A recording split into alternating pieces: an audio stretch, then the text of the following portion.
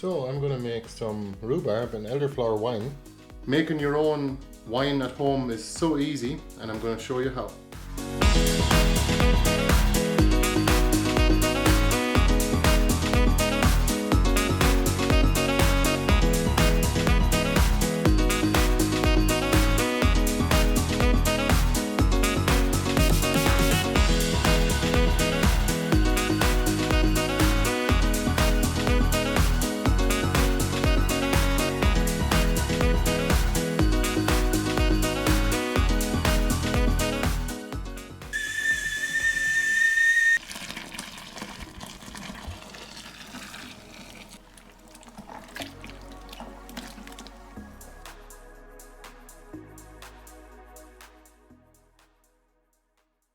How are you guys doing? This is Martin from Gardens for Life.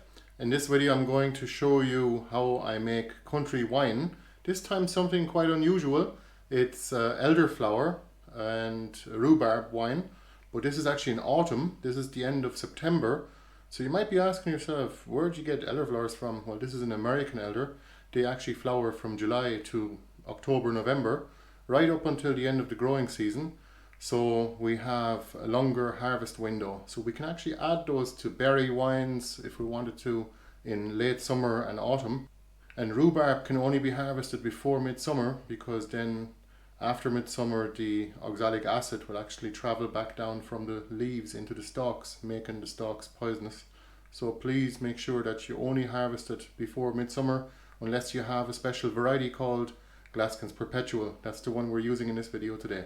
But I like to use rhubarb just to bulk out any kind of wine, because especially if I don't have enough fruit or berries or flowers for that matter to give the wine a full flavor profile. So I'm just adding the rhubarb to the elderflower now, and I'm going to add about 1.5 kilos of sugar per gallon. That's 4.5 liters or 6 bottles, and 3 lemons per gallon. And that's the juice and the zest. Make sure you use organic lemons at least. Just try to cut out as much of the stalks as possible, because the stalks are bitter. These are perfect. Definitely harvest the flowers on a sunny day if you can. I don't know what time of the day is best, but if anyone here knows, please let us know in the comments below. So it takes about a pint of flowers after you cut them off the stems. A pint of flowers per gallon. So you get yourself a sharp knife and some rhubarb. Ideally you want to remove this bit here that attaches to the plant. Don't really want that in the wine. So we'll try and cut it up a bit there, and we're going to add hot water to it to extract the flavours. Don't need to cut it too small.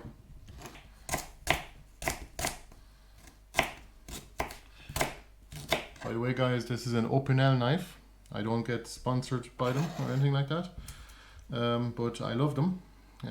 This is carbon steel, so it can rust, so you need to make sure you keep it dry after using it. But it is so sharp, and it's so easy to sharpen.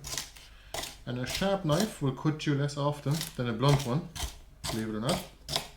So you won't slip. You just need to make sure you always brush. Look at that for a colour. Make sure you always brush off your finger. That's some nice rhubarb right there. I can smell it from here. It's really nice flavour.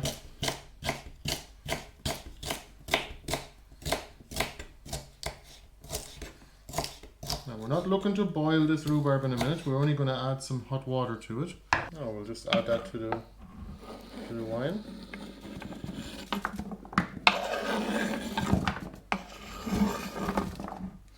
So these two graters are not sharp enough. So we're going to try and do this just with a knife. See if we can take some of the zest off. Of course it's going to take longer. We don't want too much of the white stuff because that makes it bitter. But a little bit of it won't do any harm.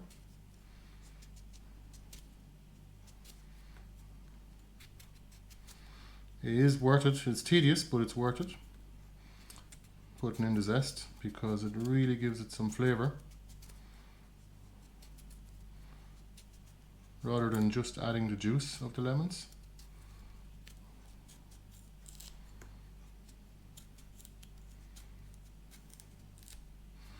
By the way, you can make this wine with any kind of fruit or berries. You just add 1.5 kilos of fruit to your mixture, and I would add lemon as well.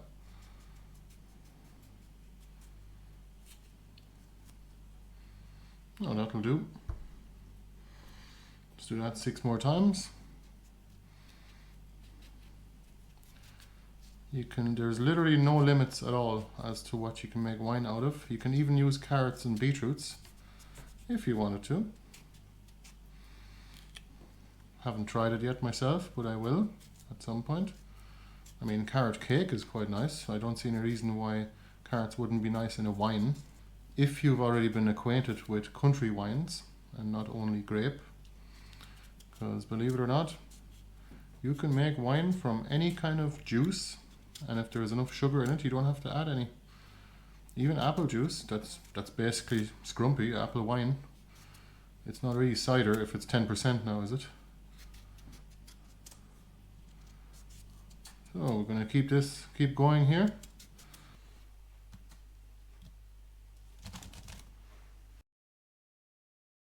So we're going to add 1.3 kilos of sugar per gallon.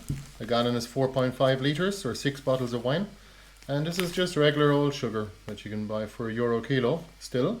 So definitely buy some extra sugar while you can, because I heard there is some shortages in the world, even in first world countries like the US and in parts of Europe. There's actually no more sugar in the supermarkets apparently. So we'd like to be stocked up to make some wine in the near future. So we are adding 1.3 kilos, which makes about 12% alcohol. So I want to tell you something about yeast now. By the way, instead of using regular sugar like caster sugar, you can use brewing sugar, which is basically pure dextrose or corn sugar. It's €2.65 a kilo, and it's fine. You can use it too if you want to, but I found that regular sugar does just fine for wine. I wouldn't even use this for making beer anymore with a beer kit. I prefer using pure malt extract. So the premium kits come with 2 cans of malt extract. But that's for another video. Making your own beer is so rewarding. So in terms of yeast, for wine you can use champagne yeast, or you can use any kind of white wine or multi-purpose wine yeast. Usually comes in a sachet like that, costs about €2, maybe €1.50. And it might say the tolerance on it, but usually not. That means what kind of alcohol percentage it can go up to. This is definitely higher quality than the regular stuff, but believe it or not, the regular stuff will do the job just fine, and there's really, I don't notice any difference anyway. Slight difference in flavour, some people say. Maybe that's with a light wine. Our wines are country wines, they are strong flavoured anyway, so you wouldn't notice the difference really. Maybe with white wine, like white grapes, you might notice it.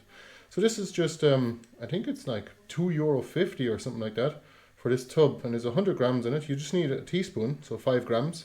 So this is 20 wines worth, so you could actually add a level teaspoon per gallon. And you also need the same again for yeast nutrient, which stinks really badly when you add hot water to it. So do that separately and don't breathe it in.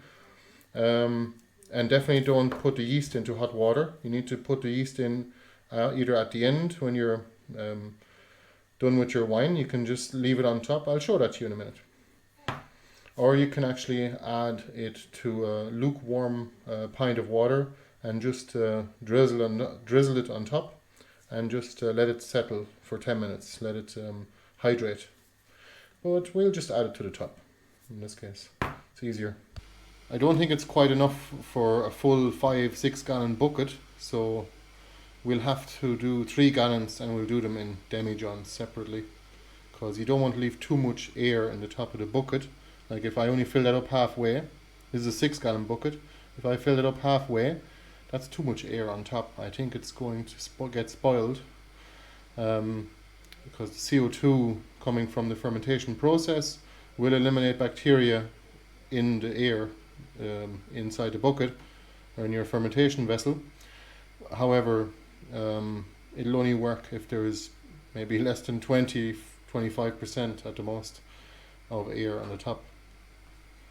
And it is good to leave a gap on top, but only because the pulp might come up and float.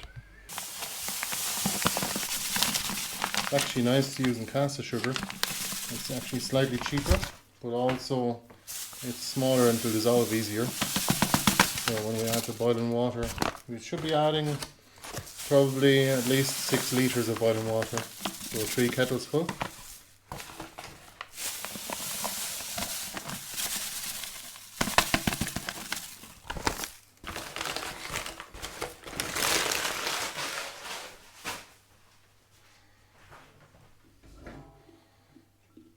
Are you ready? Here comes the hot water.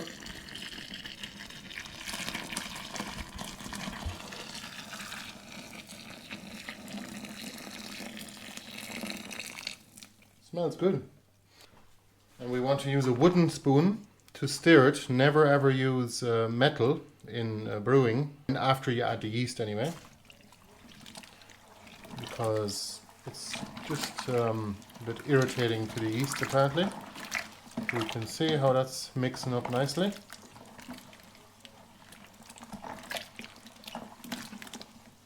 It's looking pretty good already. It smells good too.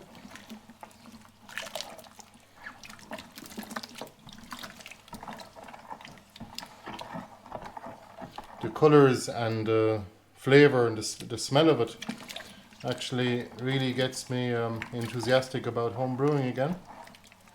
I took a break for a while there, but I'm back on track. Especially because I got some encouragement because of the government's minimum pricing policy on alcohol in Ireland here. We might as well be making our own, and we can do better than what's for sale in the shops, and we don't have to add any sulfite at the end of it when we're bottling it. So definitely helps with the old hangovers. And there's actually very little hangover or no hangover at all of homebrew, at least in my experience. Okay, get some more hot water. Alright, so I've added a third kettle of water, hot water that is. We're up to 10 litres now, or 2 gallons roughly. And that means we need to add 1 more gallon once this has cooled down a little bit, just to give it a chance to extract some of the flavours, especially with the hot water. And we're going to bring it up to about 15 litres. Alright, so now I'm going to take a full 5 litre bottle of water and just dump it into it and then mix it. And then we'll cool it down a little bit more and bring it to the right temperature for our yeast to do well, maybe about 20-25 degrees ideally. 30 is the maximum, by the way. I'm going to use the fancy yeast for this wine. You're definitely, this is actually champagne yeast. Doesn't really make a difference though, you can use any yeast at all as long as it's brewer's yeast for the purpose of brewing wine. Just make sure that you have the temperature right. You need to get a thermometer and actually measure it before adding your yeast, because if you add it when the water is too hot, you'll kill the yeast. So 30 degrees or less. Keep it well below 30, but above 20 for adding it. So 25 degrees ideally, maybe 28 at the most. It hasn't cooled down enough for the yeast to be added yet, but we can add our yeast nutrient already. There's no harm if it's a bit too warm. Actually, it'll help it dissolve it. So remember, just flat teaspoon per gallon. So we do 3 in this case. I'll stir that again.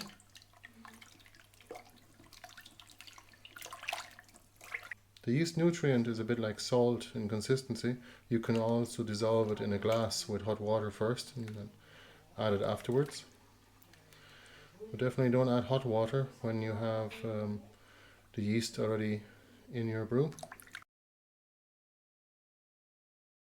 Oh, so we cut the lemon in half, put it into our fruit press, I absolutely love this fruit press.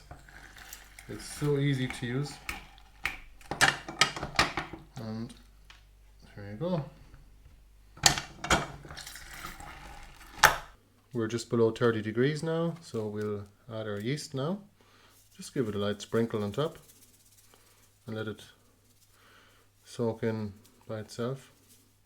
You need to let it hydrate, give it time, don't stir it straight away. It smells like bread actually. Smells like a bakery in here now. Okay, so we let that just soak in and hydrate all by itself for the next 10 minutes and then we're going to stir it. So that's the yeast stirred in, and all you have to do now is put a lid on it with an airlock with some water in it, a little bit of water. And we're going to filter this wine. We're going to filter all the pulp out of it in a few days. We might stir it in between. The yeast has already woken up, as you can see.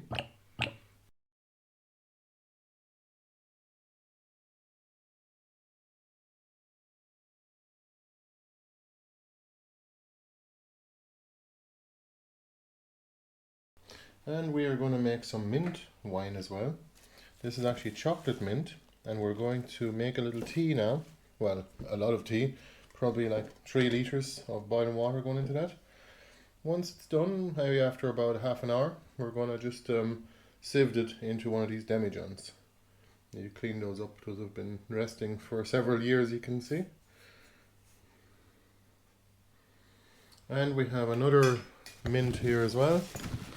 Well, it's actually a cross between lemon verbena and lemon balm and spearmint. This is iced tea. That's available on our website too as cuttings if you want to grow it yourself. Same as the chocolate mint. We have about 12 varieties of mint now, all available on the website. What an aroma, even from pulling that up there. The whole kitchen smells like well, iced tea, and we're going to make a wine from that now. It's going to be quite unique. This one is actually really nice as well if you want to make a tea and then let it cool down completely and then add ice cubes. So to make your own wine, all you need to do is get a clean pot and add some leaves. These are iced tea mint leaves. Let's see, it's going to be an experimental wine. Add a kilo of sugar. That's 4 gallons by the way. 4.5 liters.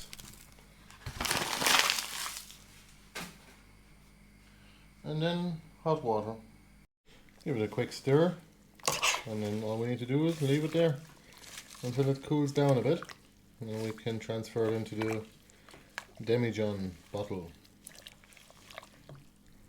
So I've got the mint here. This is chocolate mint, so I'm going to sieve that into the demijohn. Kind of hard to hold it with one hand.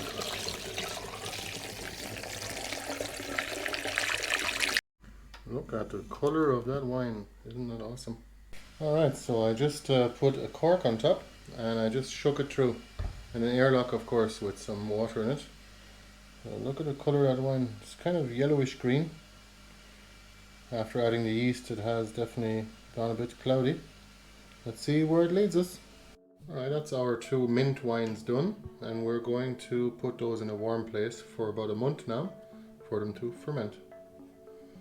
There's a difference in colour too. We have iced tea and chocolate mint. Should be interesting. Thanks for watching the video. If you want to know more about home brewing, please let us know in the comments below. I'll make some more videos if you like. I could make a video on how to make a beer or cider from a kit. And if you're interested in home brewing or learning more about it, it is actually covered in our homesteading workshop day here in Roscommon. And if you wanted to participate in one of those workshops or workshop day, just have a look at our website and there will be more details there. Thanks again for watching and see you at the next one. Bye bye.